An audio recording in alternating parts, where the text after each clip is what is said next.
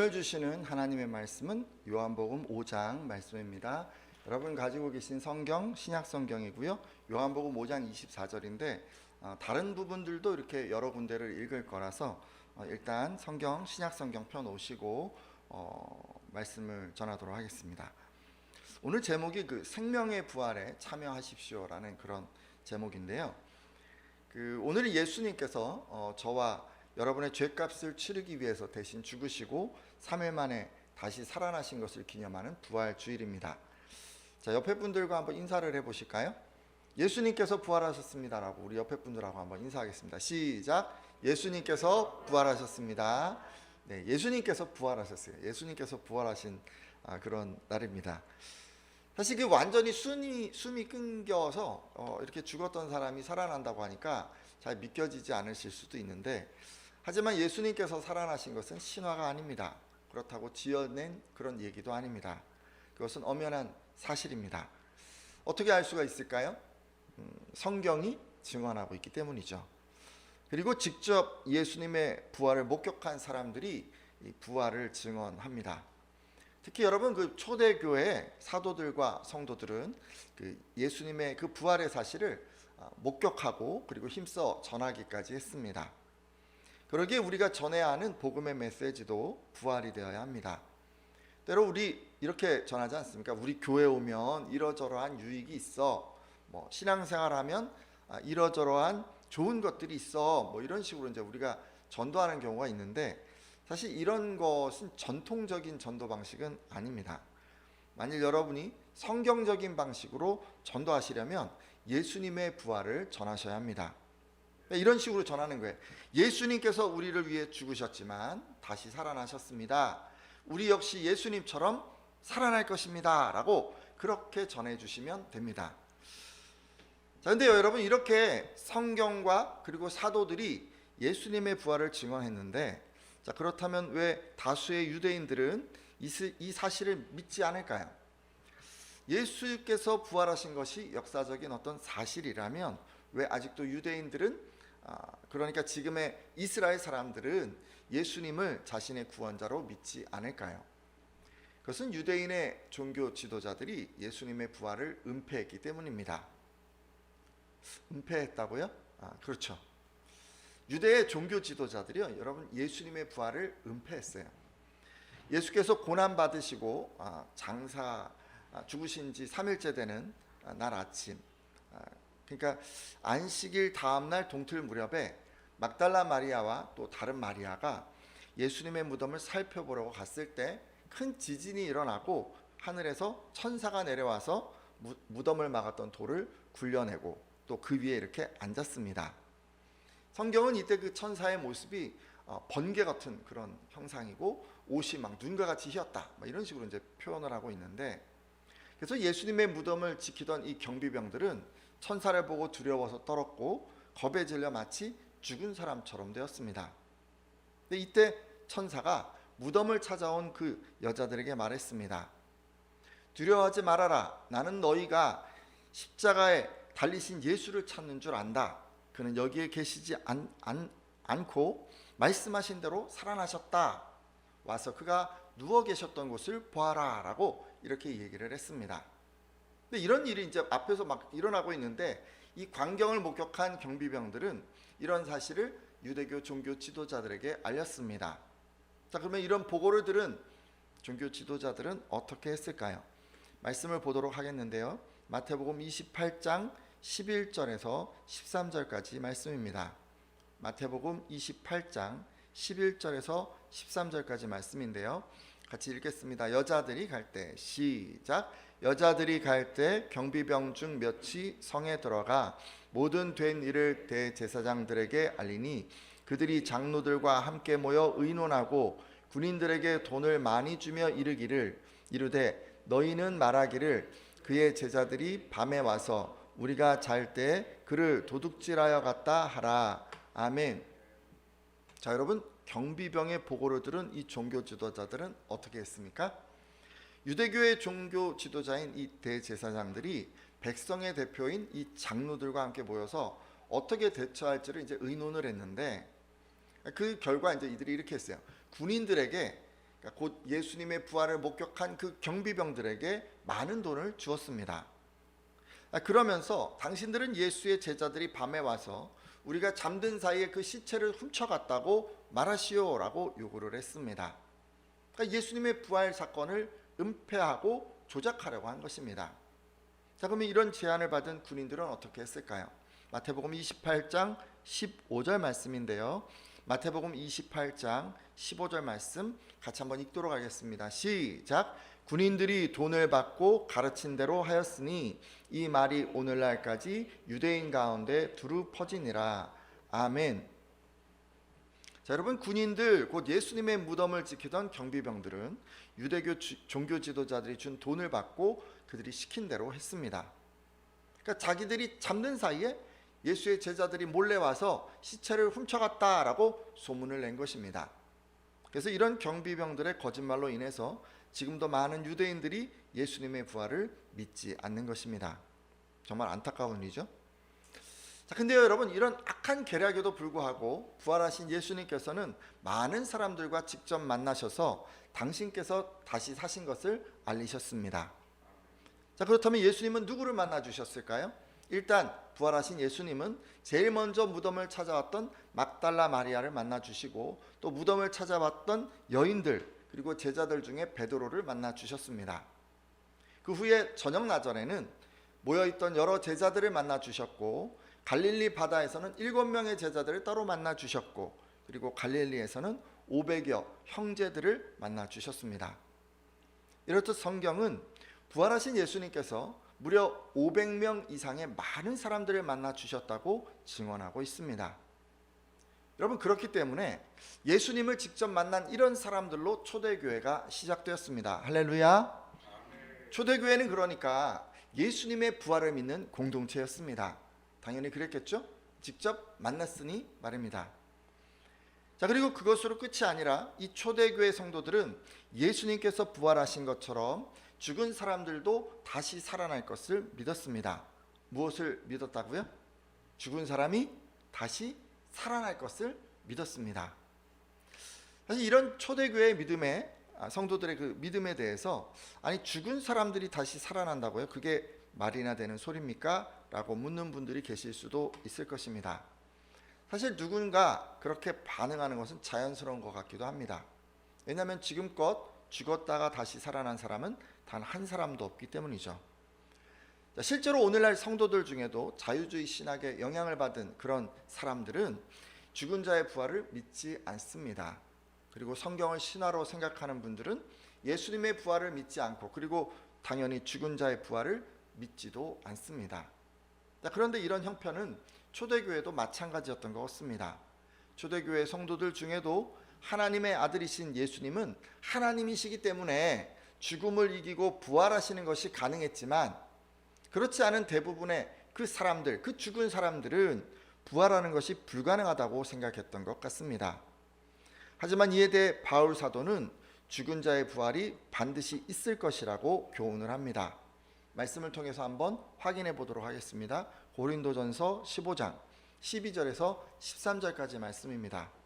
자, 여러분 가지고 계신 성경 고린도전서 15장 12절에서 13절까지 말씀 보도록 하겠습니다.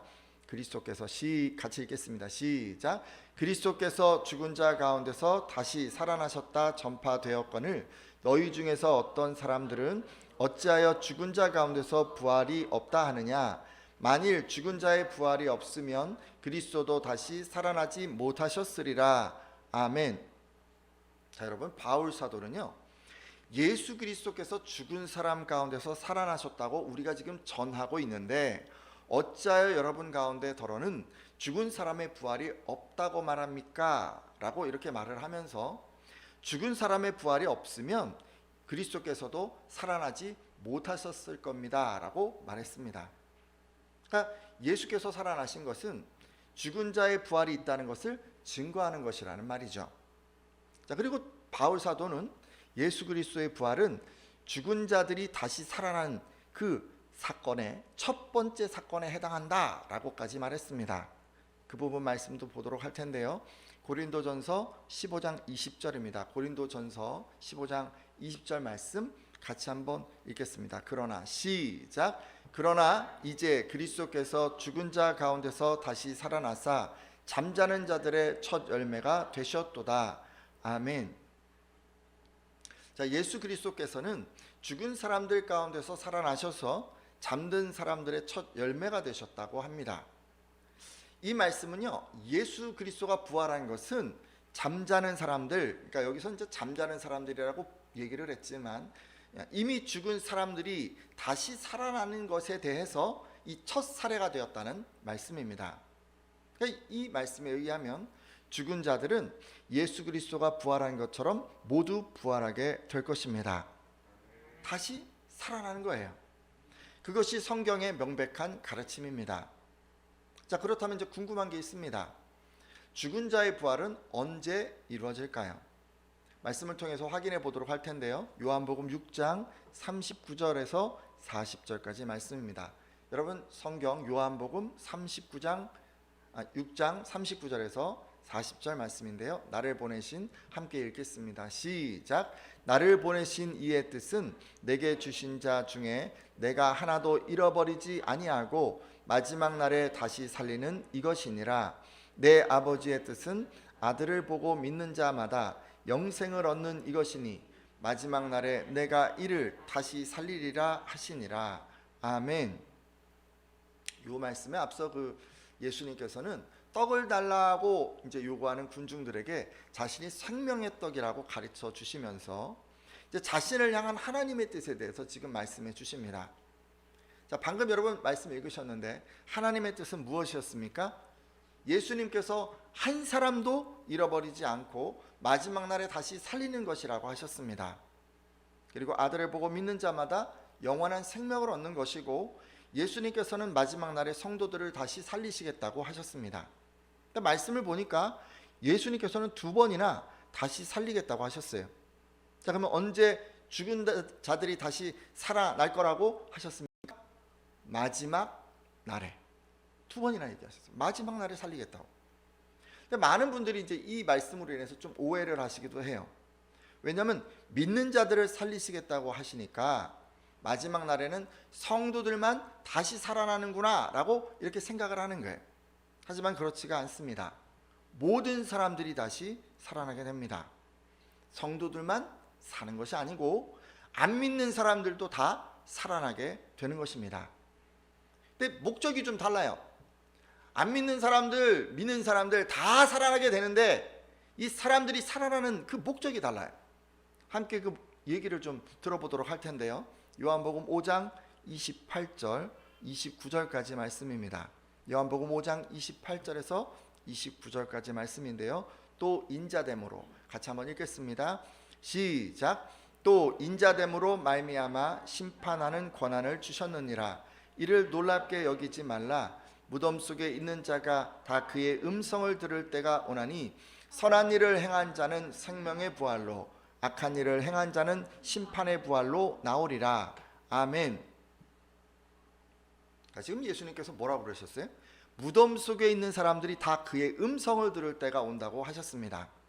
마지막 날이 되면요, 모든 죽은 자들이 다 살아나서 예수님의 음성을 듣게 된다는 것입니다. 그러면서 선한 일을 한 사람들은 부활해서 생명을 얻고 악한 일을 행한 사람들은 부활해서 심판을 받는다고 합니다. 여기서 선한 일을 한 사람이 생명을 얻는다는 이 말씀에도 오해가 있을 수 있어요. 여러분, 이 세상에서 선하게 산 것이 생명을 얻는 조건이라고 생각할 수 있는 거예요. 선한 일을 해야 한다니까 어렵고 힘든 사람들을 도와주고 다른 사람들에게 해를 끼치지 않는 어떤 도덕적이고 윤리적인 삶을 사는 것이 생명을 얻는 조건이라고 생각하는 것이죠. 하지만 여러분, 그렇지가 않습니다. 생명의 부활의 그 조건은요, 얼마나 많은 선행을 했느냐가 아닙니다. 그럼 여기서 얘기하는 선한 일이라고 하는 것은 무엇일까요? 잠시 말씀을 보도록 할 텐데요. 요한복음 5장 24절입니다. 요한복음 5장 24절. 선한 것이 도대체 무엇을 얘기하는지 한번 보도록 하겠습니다. 내가 진실로 진실로 함께 읽겠습니다. 시작. 내가 진실로 진실로 너희에게 이르노니 내 말을 듣고 또 나 보내신 이를 믿는 자는 영생을 얻었고 심판에 이르지 아니하나니 사망에서 생명으로 옮겼느니라. 아멘. 자, 이 말씀을 보니까 마지막 날이 되면 모든 사람들이 부활을 해서 어떤 사람은 생명의 부활을 받게 되고 또 다른 사람들은 심판의 부활을 받게 된다고 합니다. 자, 근데 이것을 결정짓는 그 선함의 기준은 무엇입니까? 두 가지를 얘기했죠. 예수님을 보내시니 곧 하나님을 믿고 예수 그리스도가 전한 그 복음의 메시지를 듣는 것입니다. 그래야 영원한 생명을 얻어서 심판에 이르지 않는 것입니다. 자, 제가 지금 듣는다라고 그랬죠. 이게 내용을 그냥 누가 하는 얘기를 잘 듣는다, 잘 경청한다 이렇게 이제 생각하실 수가 있는데 그런 얘기가 아닙니다. 여기서 듣는다는 것은 순종한다는 그런 말이에요. 우리 그런 얘기 하잖아요.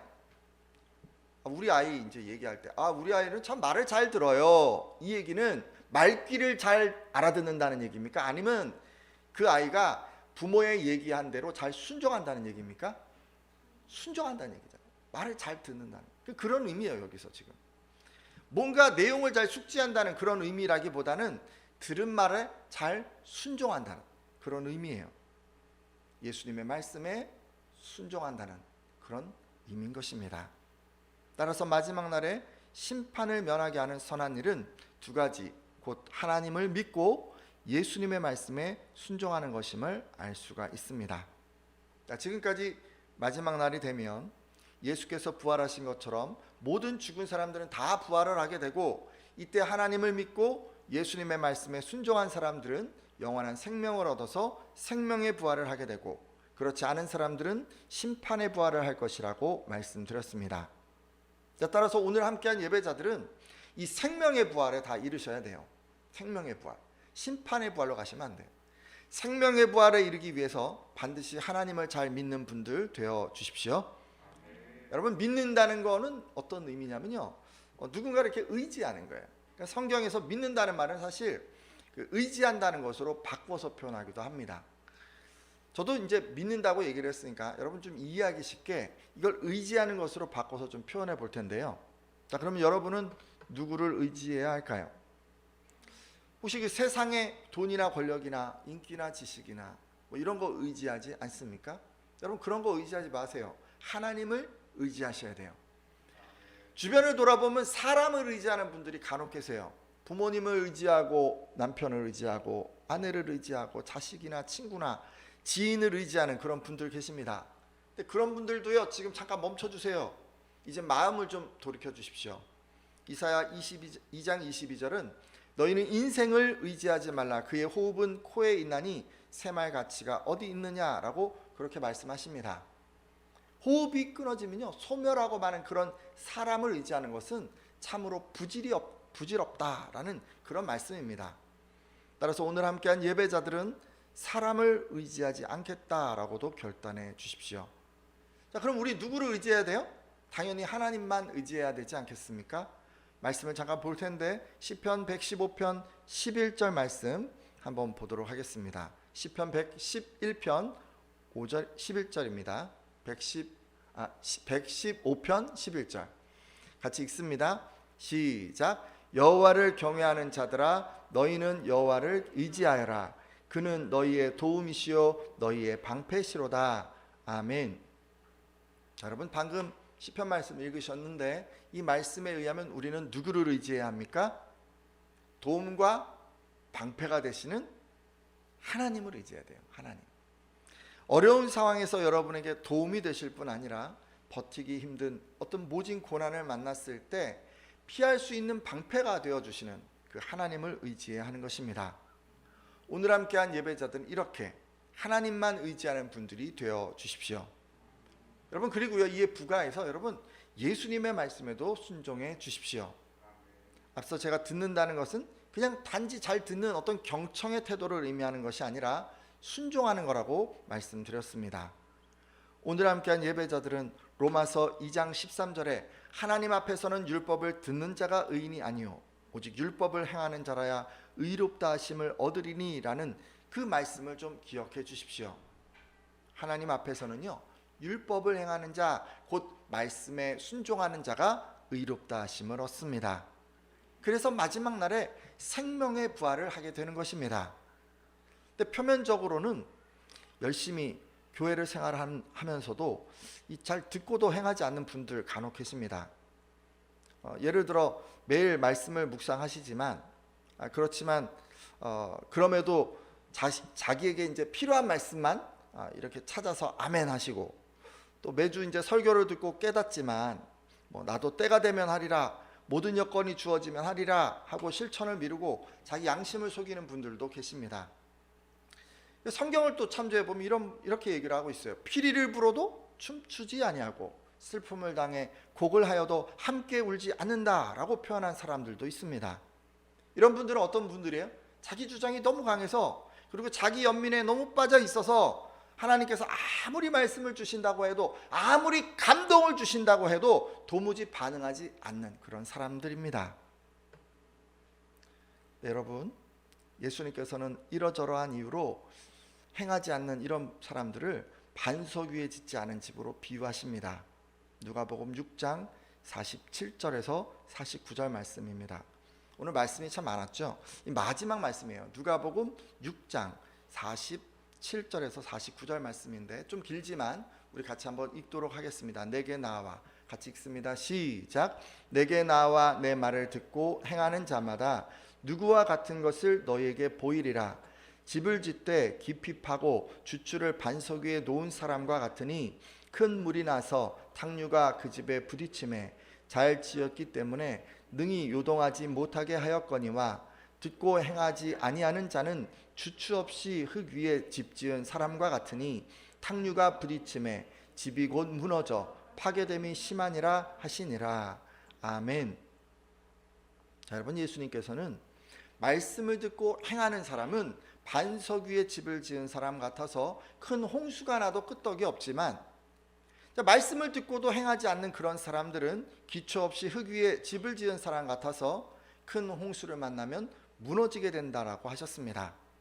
그러니까 들어요. 다 듣고, 근데 듣기만 하고 행하지 않게 되면 어떻게 돼요? 큰 시험을 만날 때 결국 신앙을 저버리고 떠나가게 된다는 것입니다. 어떻게 해야 될까요?